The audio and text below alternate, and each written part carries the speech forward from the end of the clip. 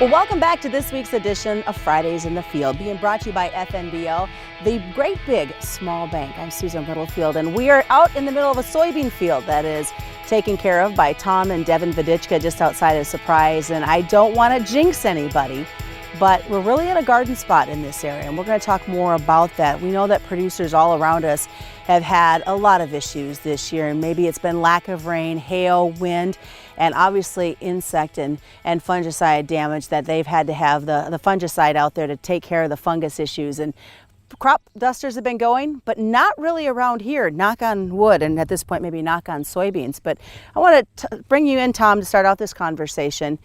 You guys have been pretty fortunate right now when it comes to the 2020 crop. We've been, well, as far as irrigating and moisture-wise, we just started irrigating here this last week, so we've been really lucky. So it's going to be a really short irrigating season. And it's been like that for you guys over the last couple of years. Yeah, the last 2 or 3 years we've had really good luck getting a lot of rain, timely rains, and haven't really had to irrigate a whole lot at all. It comes down to that, though, isn't it? The timeliness of Mother Nature at this point. Oh yes, yes it does. If we'd catch another 1.5 inches of rain now, it'd be pretty close to being done. That's what I was going to ask. Is there the opportunity, obviously, whatever Mother Nature throws at you, but you could shut these pivots off? Yeah, another 1.5 inches we could. Yep. So walking out in the fields, what was your deciding factor to start turning these pivots on? Oh, we just go out with the probe, and they're getting dry. You know, it's not dry, but it's, time to, you want to stay ahead of it, so the water doesn't run out, and they don't start getting hurt before you get water to them. So if you stay a little ahead of it and keep ahead of the game, and everything should work out all right. Devin, you take care of a lot of the irrigating in this partnership, and we were talking on our way here via phone. You really are able to keep a close eye on what's happening and when the pivots are running and where. Oh yeah, you can monitor them and make sure they're going. A lot of times if you don't got that, pivots get stuck and they just sit there and run, and just water runs off and you got a mess. So it makes it very convenient. So as you look at this, obviously, what is the time frame? Just for folks who maybe don't understand how irrigation works, let's talk about the time frame of when you turn that on. How long does it take in a field like this to do a complete circle? A complete circle, we're putting on 80 hundredths. It takes about 3 days, roughly, depending on which pivot and how long they are. So really, you guys have been fortunate. I mean, you took a 3-day time period of running. Every bit of economic that you put into it with the pivots running, the electricity or the fuel, you guys have been saving money on this crop because you haven't had to irrigate. Yes, it's been very nice the last few years.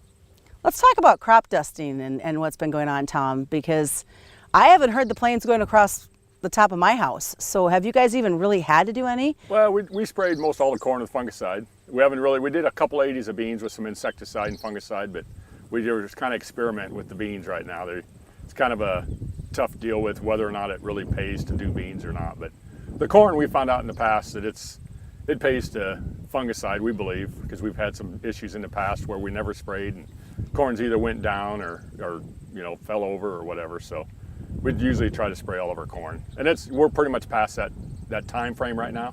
Most everybody's done. That's usually about right at tasseling time. The guys start spraying fungicide. So yeah, you won't see too many planes flying around nowadays, but about a couple of weeks ago, they were flying around pretty good. So looking at the crop right now, really you guys have been fortunate because there hasn't been all the disease issues that everybody else has been talking about. The spider mites, the gray leaf spot. That's where sometimes a little bit drier weather kind of comes in and helps us, because a lot of that stuff, happens when you have really, like especially fungus and all that stuff, when it's really wet, it likes to come in and bother you. So dryness is good, but not too much dry. Because then you got to turn the pivots on. Yes. Devin, let's talk about the seed corn.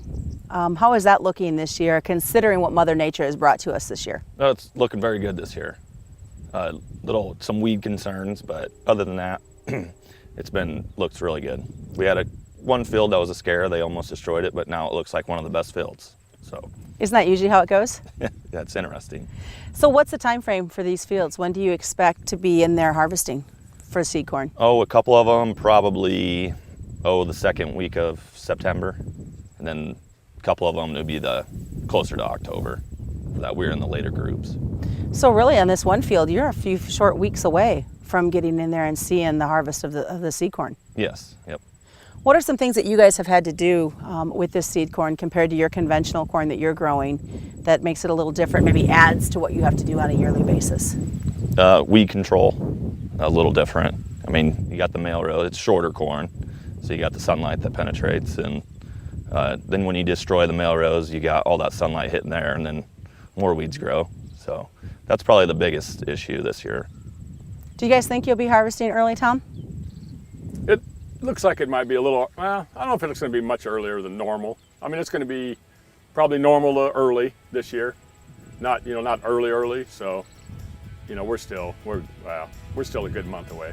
Well, thanks again to Tom and Devin Vodicka for joining us again out today in their soybean field as we see how the crops have matured. Next time we are back here, maybe we'll be in a combine. You never know. Again, this has been brought to you by FNBO, the Great Big Small Bank. I'm Susan Littlefield on the Rural Radio Network.